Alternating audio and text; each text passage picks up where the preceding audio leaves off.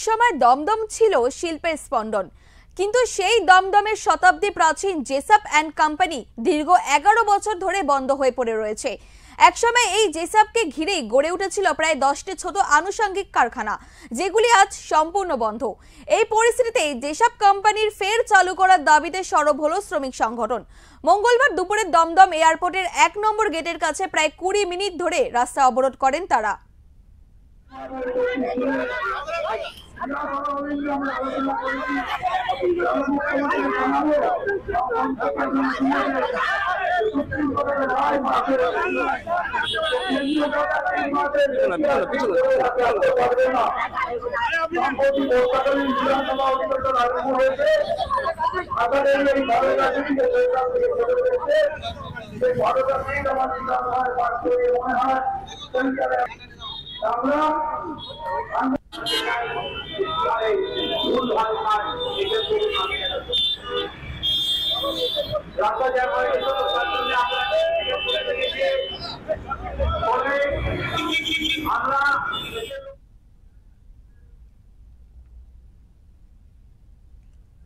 একসময় এই প্রতিষ্ঠানের দমদম ইউনিটে প্রায় 14,000 শ্রমিক কাজ করতেন। তবে প্রতিষ্ঠানটি বন্ধ হয়ে যাওয়ায় কর্মহীন হয়ে পড়ে বহু শ্রমিক। শ্রমিকদের আর্থিক সাহায্যের জন্য রাজ্য সরকারের পক্ষ থেকে মাসে 10,000 টাকা অনুদান দেওয়া হয়। এবার অনুদানের পরিবর্তে চাই কাজ। এই দাবিতে বিক্ষোভ করে শ্রমিক সংগঠন।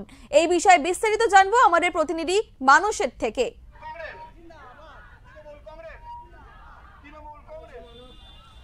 আচ্ছা মানুষ, বলছি এই যে শ্রমিক সংগঠন, এই শ্রমিক সংগঠনের পক্ষ থেকে যে আজ তারা পথে নামছে, বিক্ষোভ করছে, তাদের আসল উদ্দেশ্য কি বিক্ষোভের?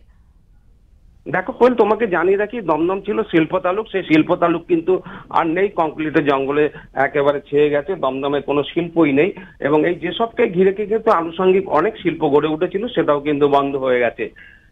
এই যে যেসবের কথা বলা হচ্ছে, সারা ভারতবর্ষ জুড়ে কিন্তু তাদের অনেক ব্রাঞ্চ ছিল। সেখানে দমদম ব্রাঞ্চটা ছিল 175 বিঘার উপরে এবং সর্ববৃহৎ ব্রাঞ্চ এটা। এইখান থেকে কিন্তু মূলত অপারেশনটা হতো, সমস্ত গাড়ি ঘোড়া যাবতীয় যা হতো তৈরি হতো, সমস্ত কিন্তু সারা ভারতবর্ষ এবং দেশের বাইরেও সেটা সাপ্লাই হতো। কিন্তু সেই যেসব কিন্তু বন্ধ হয়ে গেছে 11 বছর হলো।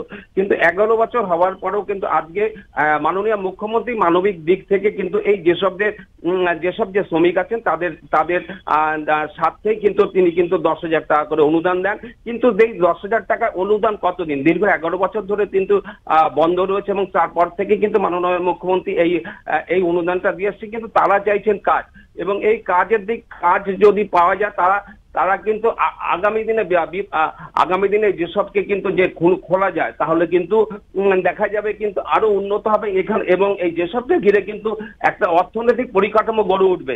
তাই তারা আজকে যেসব ইউনিয়নের পক্ষ থেকে একটা সুবিশাল মিছিল করে যেসব ইউনিয়ন থেকে, যেসবের মজদুর ইউনিয়নের অফিস থেকে 1 নম্বর এয়ারপোর্ট 1 নম্বরে যায়, 1 নম্বরে গিয়ে কিন্তু তারা দীর্ঘক্ষণ কিন্তু সেখানে একটা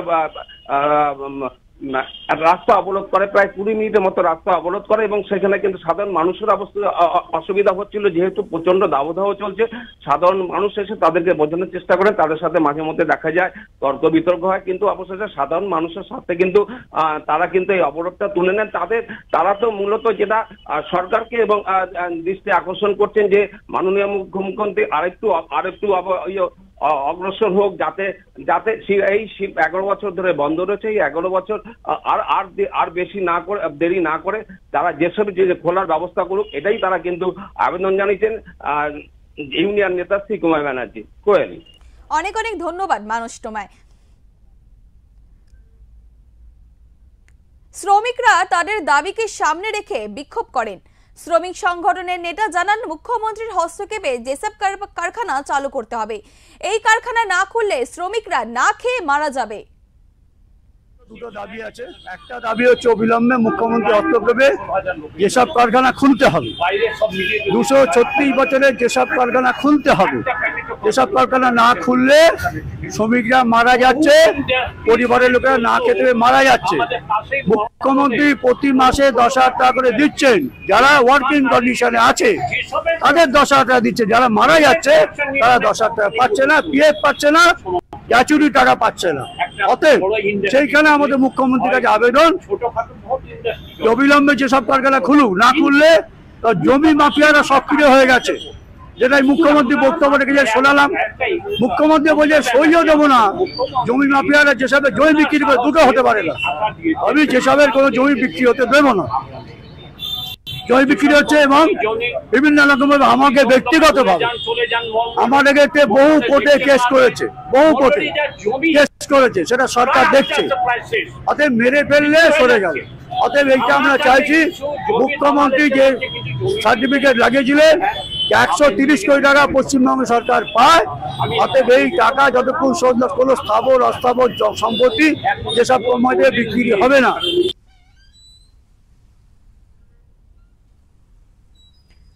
এছাড়াও শ্রমিক সংগঠনের নেতা শ্রীকুমার বন্দ্যোপাধ্যায় জানান, যেসব একমাত্র কেন্দ্রীয় সরকারের আন্ডারটেকিং ছিল। তারা জানান, রাজ্যকে ফিরিয়ে দেওয়ার জন্য রাষ্ট্রপতি একটি সই করে দিলেই সরকার পরবর্তী উদ্যোগ নেবে। এছাড়াও কি বললেন শুনুন। কেন হচ্ছে 2016 সালের 27 ফেব্রুয়ারি পশ্চিমবঙ্গ সরকার অ্যাকুইজিশন বিল, যেসব এবং ডানলাভ অধিগ্রহণ বিল পাস হয়েছে, কিন্তু এখনো পর্যন্ত পশ্চিমবঙ্গ আমাদের কেন্দ্রীয় সরকার সই দেয়। মহামান্য সুপ্রিম কোর্ট একটা রায় দিয়েছে, সই দিলে সকলে যেসব খুলবে। তিনি নিজে আমাকে বলেছে, আমাকে বিধানসভার অলিন্দে বলেছেন সই, এবং সেখানে আমি ছিলাম উপস্থিত, আমাদের চিফ হুইপ নির্মল ঘোষ ছিলেন উপস্থিত, আমাদের মলয় ঘটক সহমন্ত্রী উপস্থিত ছিলেন, যে ওরা সই দিলেই ওখানে আমরা যেসব খুলে দেবো। তার জন্য উনি নির্মলদাকে বলেছেন, নির্মলদা ওদেরকে নিয়ে দিল্লিতে গিয়ে পার্লামেন্টের সময় গিয়ে মুভমেন্ট করুন, কেন ওরা সই করবে না। এবং আমাদের মহামান্য রাজ্যসভার সদস্য সুপ্রতিম বক্সি মহাশয়কে আমরা বলেছি যে যারা দিল্লিতে গিয়ে আমরা ডেপুটেশন দেবো, কেন যেসব খুলবে না। তাতেও তিনি দোলা সেনকে দায়িত্ব দিয়েছেন যে যেসব প্রজেক্টে খোলে সেটা দিল্লিতে গিয়ে পার্সু করার জন্য। এতদূর পর্যন্ত আমাদের সরকার চেষ্টা করছে। শিল্প বাঁচাতে হলে জমি নয়, ফের চলুক যন্ত্রের শব্দ, পুনরায় যেন চাকরি ফিরে পায় শ্রমিকেরা, এমন দাবি শ্রমিক সংগঠনের। এমন গুরুত্বপূর্ণ আপডেট পেতে হলে অবশ্যই চোখ রাখবেন ওঙ্কার বাংলার পর্দায়।